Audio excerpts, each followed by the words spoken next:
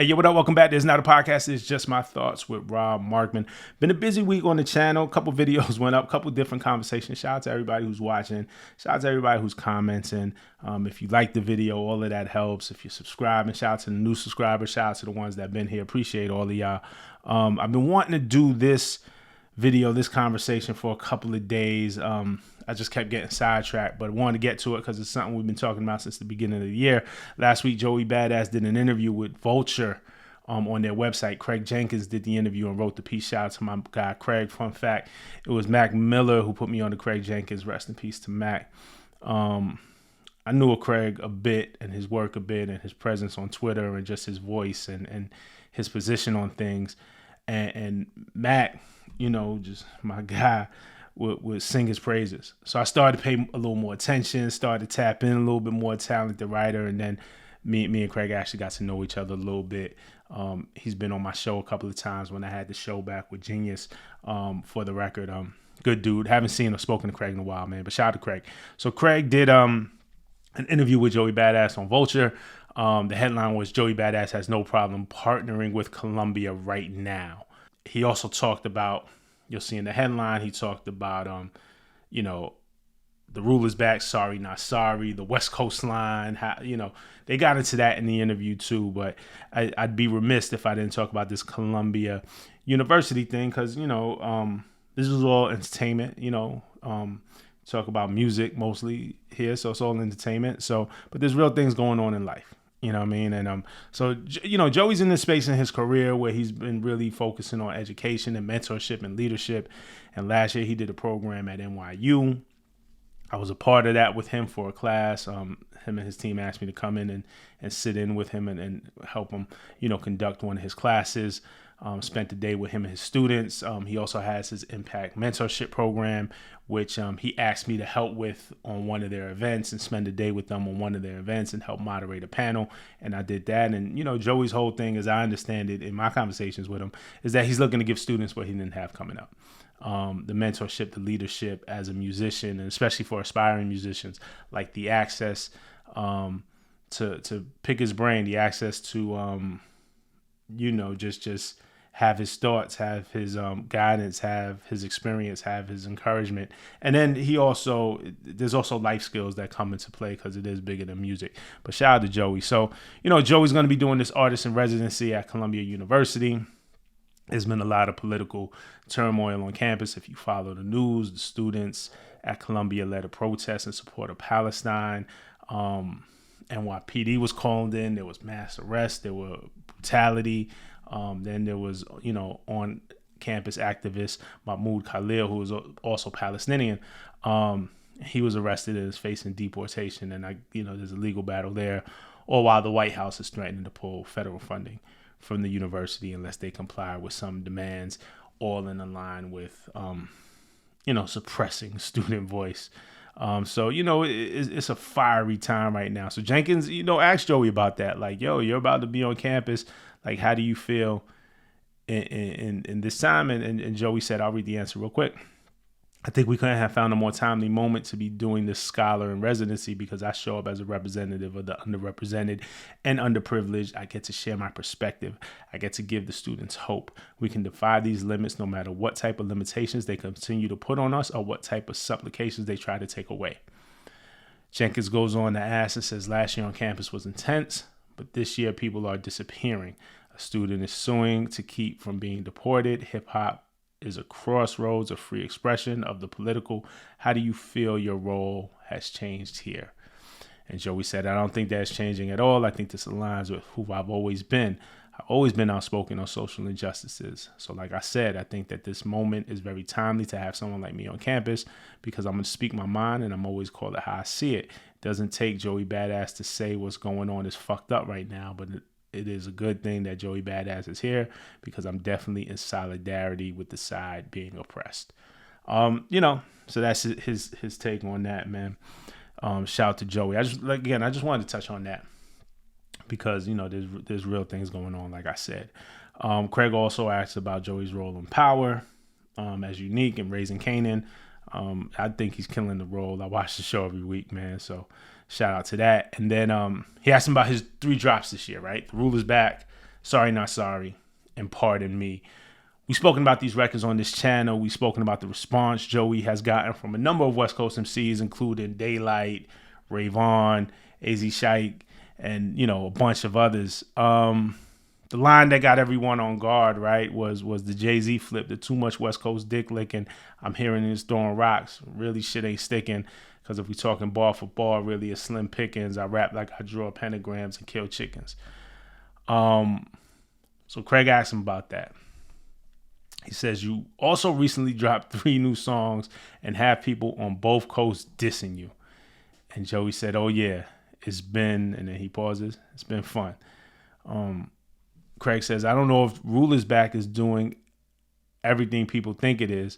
I feel like it's calling back to an older New York City, Jay and 50 Cent's New York, and maybe people are trapped in a beef framework. So right away with this question, you know, Craig gives his opinion in the question. He asks, you know, he could ask Joey, hey, what was this about? But he kind of frames it, hey, this is how I see it.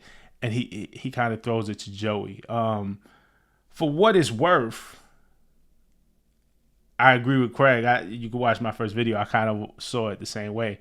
But then Joey says, you get it. None of this is real problems. To the people who felt like somebody was shouting down their team and they're standing up for their side, I commend it. I applaud it. If anything, I'm flattered because I caused it. They get to have a moment off my moment. We all win. I think it's good for the sport of hip hop. This was more about a call to action to New York. It was never no West Coast hate. I got way too many allies on the West to just be like, yo, F the West. We'll get back to that later. We're going to go more into the interview. Jenkins asked about the J. Cole line too. On Pardon Me, if you remember, Joey said, 2025 on my bully. I know that men lie, women lie, but Joey don't. Might delete later. I know damn sure Joey won't. So Jenkins asked him about that. In the interview, he said Cole is the homie. You know, he was like, nah, Cole is the homie. Jenkins then says, hey, he pulled one of the funnier plays in beef history. This is Joey's response. He says, for me, it's all fun. To be honest, I didn't think Ruler's Back was going to get that type of response. I generally assume that people will be like, oh, yeah, this is Joey. We know where he's coming from. We know that's a Jay-Z flip. We know he got all the West Coast allies. He's not dissing. He's being slick. But it landed on the doorstep of so many people who felt like they needed to say something. So when I came back with Sorry Not Sorry, it was a matter of I'm not taking back what I said. So that's kind of how the J. Cole jab came about. But again, it's all sport, man. And Craig asks, what sparked the thought that created the songs? Joey says, I just follow my impulse. It's hard to do that when you're signed to a label or you got all these people on your team. It got to go to the marketing team, and then it got to go to the digital team. Then we got to pitch it to DSPs. I was tired of that. Like, I just want to rap. I ain't tell nobody. I just put it up. That was the beauty of it. To see it get the type of reaction it had, I was like, wow, I need to do this more often. You know, so I had said this with my first reaction video.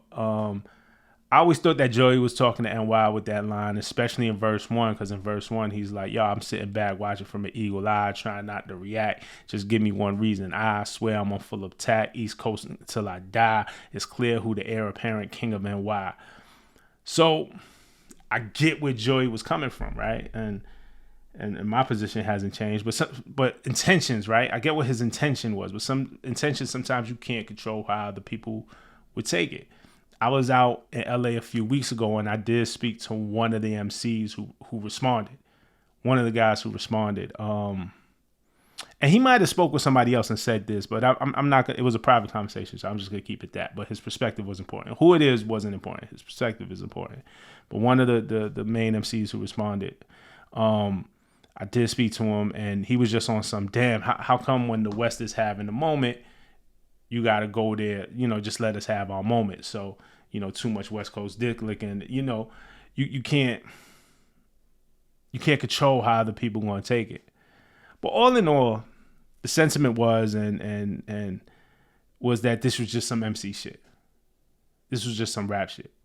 Everybody that I spoke to on the West Side, and I spoke to a few of the West Coast MCs during all of this who had responded, nobody was ever taking it more to be that. You know, I think a lot of them were acknowledging what Joey was saying anyway, or at least the ones that I spoke to.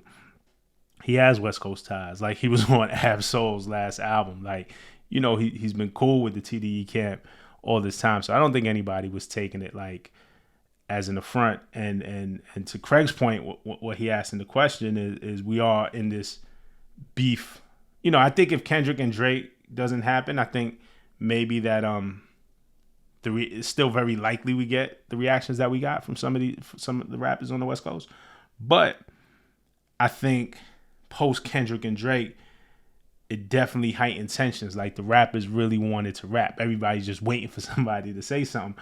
Why? Because when Kendrick and Drake was going at it, everybody had to sit back and just watch. Like, nobody was really dropping music like that. Like, the audience didn't want to hear nothing but that. So artists are sitting back and just watching. But then the competitive side, ooh, man, if I was in it, man, if somebody says something to me, man, if I had to get in, like, everybody's getting inspired to be really competitive. So that's all that was. I don't think this goes too much further. You know, it was cool to see Joey address it. Him addressing it is kind of just what I felt anyway, like, and how I saw it. But, you know, he doesn't seem to be also taking it back or saying, you know, he's saying, hey, what I meant was this, but, you know, people were inspired by my moment. You know what I'm saying? And that's cool. You know, though I will say that his moment also comes off of the back of the Kendrick and Drake moment. So it's all kind of a domino effect. I think that whole thing inspired everybody to be creative, you know, especially the MCs, especially the people who really, really rap in this game. And you know, there's people who love to rap. Like the Kendrick Drake stuff was on a pop level at this point, meaning popularity. So both those guys love to rap, but when they're going at it, they have the attention of everybody. You know, there's other MCs who, you know, Joey's joint didn't get the headlines. Daylyt's joint didn't get like the mainstream headlines. Ray Vaughn's joint didn't get like the mainstream headlines. And that's fine, because I think these are guys who just love to rap no matter who's paying attention. And it's all about, yes, it's the respect of the audience, but it's the respect of their peers. Like, you could tell between Joey and Daylyt, you absolutely could tell there was a respect there. You know what I'm saying? Because they're peers, because these are two guys who love to rap. So that part of it, I think, is good for the game. But, you know, I didn't think this was going to amount to, like, nothing crazy. I never thought it did. But, you know, it'll be interesting to see where Joey goes from here. And the rest of those guys, I'm waiting to see what Daylyt is going to cook up this year. It really feels like Ray Vaughn is heating up. AZ Shite, you know, like, what he's doing is cool. And a lot of guys out there. So, you know, I just want to see it, man. I want to see rappers rap. That's what I'm on. I want to see rappers rap. But anyway, I'm going to end it right here. But let me know what you think of Joey's comments. Do you agree? Do you concur? Do you have a differing opinion? Let's talk about it in the comments. Until next time, all right? Peace.